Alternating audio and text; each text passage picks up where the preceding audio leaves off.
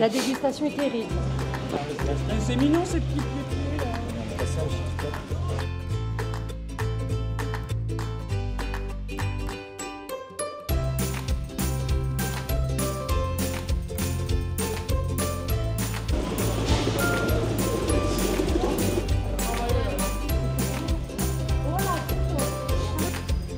Bonne journée, merci.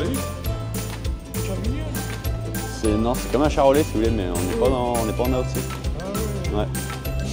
Eh bien bonjour tout le monde, je suis heureux de vous retrouver pour une nouvelle vidéo. J'ai l'immense plaisir aujourd'hui d'accueillir Ralph. Bonjour Ralph. Bonjour. Comment vas-tu? Plutôt bien. Ben, c'est sympa d'être venu nous voir. Tu es en animation aujourd'hui à la SAP, c'est bien ça? C'est ça. Donc 2 jours. Tout à fait, ouais. Alors donc cette vidéo elle a pour objet donc de faire connaître aux crémiers fromagers donc de province, ceux qui n'ont pas l'occasion de venir sur le marché de Rungis, de faire connaître un petit peu les produits, de connaître un petit peu l'histoire de Ralph et donc de la maison Balifet, c'est bien ça? C'est ça, le domaine des Balifets. Voilà. Est-ce que tu pourrais un petit peu nous situer l'entreprise? Alors on est situé en Saône-et-Loire, au sud de Mâcon, à 30 km de Mâcon. Ouais. Donc on a à peu près tout ce qui va bien pour mettre sur une table. J'ai eu l'occasion de venir vous visiter, effectivement vous avez un superbe cadre. Ouais. Tu pourrais me dire un petit peu, initialement il me semble que quand je suis venu vous voir, vous aviez des chèvres. Tout à fait, ouais. On a eu des chèvres pendant 40 ans, ça a toujours été notre métier. Ouais. Puis par la force des choses, on a eu des intempéries qui nous ont dégradé le bâtiment, enfin, la toiture s'est envolée. Ouais. Donc il a fallu se réadapter. On a dispatché nos chèvres autour de chez nous et on collecte le lait dans des élevages aux alentours à 15 km à la ronde chez 4 producteurs. D'accord. Donc là maintenant c'est une collecte donc, de lait auprès donc, de producteurs de lait de chèvre, c'est bien ça. Oui. Et est-ce que tu pourrais avant de nous décrire un petit peu les produits que tu nous présentes, nous raconter un petit peu l'histoire? C'est ta mère qui a initié, qui a créé l'entreprise à la base? C'est ma mère qui a commencé à 16 ans à avoir quelques chèvres chez sa propre mère, dans la ferme de ma grand-mère finalement. Ouais. Et ensuite elle a acheté une ferme, une vieille ferme où il y avait vraiment tout à faire, tout à refaire, à reconstruire. Ouais. Et puis elle a monté son troupeau comme ça petit à petit au fil des années, jusqu'à avoir 200 chèvres. Et puis ensuite elle s'est associée avec quelqu'un qui a gardé la gestion du troupeau pour elle se concentrer sur la fabrication et le commerce. D'accord. Donc tu m'as dit au départ qu'elle avait commencé avec combien de chèvres? 15 chèvres. Et traite manuelle, c'est bien ça? Elle est montée jusqu'à 80 chèvres à la main par jour. Ouais, il faut le faire. Oui. Ouais. Et ensuite, donc, ensuite vous, tu as repris le relais directement avec Alors j'ai repris avec ma sœur il y a 12 ans. 12 ans? Il y a 12 ans qu'on a repris. Alors, ma sœur a toujours voulu faire ça, elle a toujours été passionnée des chèvres et du fromage. Moi j'étais parti en cuisine, ouais. J'ai cuisiné. Et puis il y a 20 ans maintenant, je suis revenu sur la ferme. Donc j'imagine que vous avez chacun votre domaine de compétences? On a chacun notre domaine, ouais. Ouais. Alors moi je suis beaucoup en livraison, donc livraison, commerce et relations qui vont avec. Ouais. Ma soeur du fait très plus sur la ferme, donc on va faire la gestion, beaucoup d'administratifs finalement maintenant aussi, et puis toute la gestion technique de la fromagerie. D'accord. Vous avez combien de salariés? Enfin, vous êtes combien dans l'entreprise? On est un effectif de 6. 6. Donc sur les 6, il y a toujours ma mère oui. qui est toute jeune, quoi. Ouais. Mais qui pense à son départ. Son départ, ouais. Ouais. Ma petite soeur qui nous a rejoint, qui a 22 ans. D'accord. Et 2 salariés extérieurs qui sont chez nous depuis 9 ans pour l'un et 6 ans pour l'autre. Ok, donc vous êtes au total 6 personnes à assurer la production. Tout à fait. Ok. Alors, plutôt la fabrication donc, de fromage, puisqu'il n'y a plus de production laitière. Il n'y a plus de production de lait chez nous. D'accord. Alors, on arrive maintenant au niveau donc, des fromages. Alors, on va dire historiquement, qu'est-ce que vous avez fait rentrer à la SAP en premier?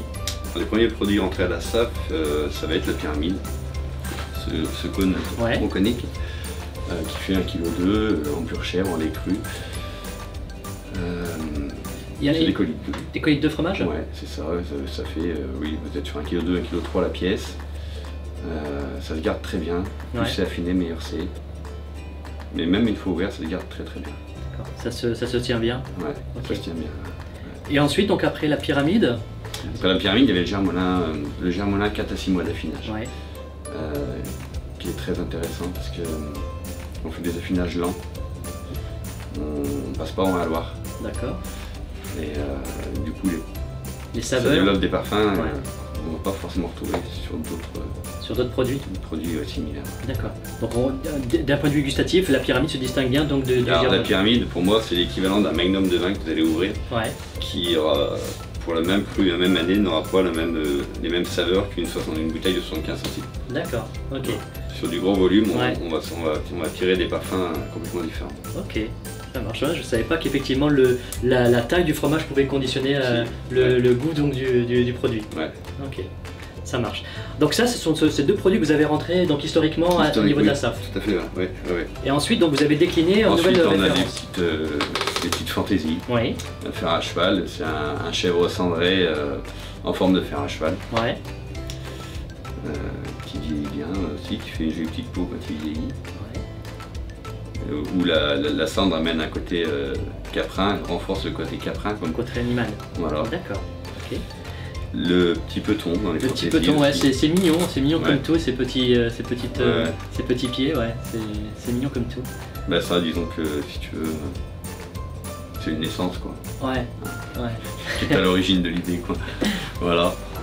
Juste une question, qui c'est qui imagine tous ces nouveaux produits? Ça se fait de façon collective? Ouais, alors, comment ça se passe? Oui, sur les créations des moules, c'est moi. Ouais. Sur les idées, c'est souvent commun. C'est souvent commun, ouais. Et des fois, c'est en parlant avec quelqu'un qui a une idée va venir. D'accord. Et essayer de faire quelque chose qui change un petit peu aussi, quoi. Alors ensuite tu as donc la bûchette de Marius. Petite bûchette, ouais. Petite bûchette sympa, ouais. Ouais, ça fait donc pure chèvre aussi, toujours. On lait cru aussi. Ouais. C'est pas du pré-égoutté, on fait aucun pré-égoutté. Ça fait 40 grammes. Et ça c'est pas très vieux, c'est pas à la SAF depuis très longtemps. Ouais, c'est alors on va dire une des nouveautés quoi. Oui, c'est un des derniers fromages qu'on a mis au point. Et d'un point de vue gustatif, c'est encore différent donc une différence d'un fer à cheval ou d'un petit peton. Oui, ça va. Oui, c'est moins. En s'affinant, elle va faire une petite peau. Ouais. Comme une bûche traditionnelle quoi. Et c'est sympa, ça vieillit très bien, c'est un fromage qui vieillit très bien. D'accord, avis aux amateurs alors. Donc après derrière tu as... La vieille louche. La vieille louche, ça c'est ma mère qui l'a créé celui-là. Ouais. Puisque pour la petite histoire, quand elle est arrivée sur la ferme, il y avait une vieille louche en métal, toute rouillée. Et la forme de la louche en dessous, elle s'est dit je peux faire un fromage qui ait cette forme. Et elle l'a appelé comme ça. D'accord. La boîte est... Alors, c'est un fromage qu'on moule qu'avec les surfaces de bac de lait. Ouais. Ta matière grasse va remonter naturellement dans ton lait. Sur 10 cm, on moule qu'avec ça. Pour faire. Et puis, pour un fromage qui se tient aussi, on le moule en deux pelles, en deux louches. Quoi. Et donc, il est un peu plus riche, il est crémeux. Et la boîte et le papier passent au four. Si toutefois tu as envie de faire un petit trou dedans, avec du vin blanc, huile d'olive, de Provence ou du miel. Je passe ça au four 5-10 minutes avec une salade, c'est super.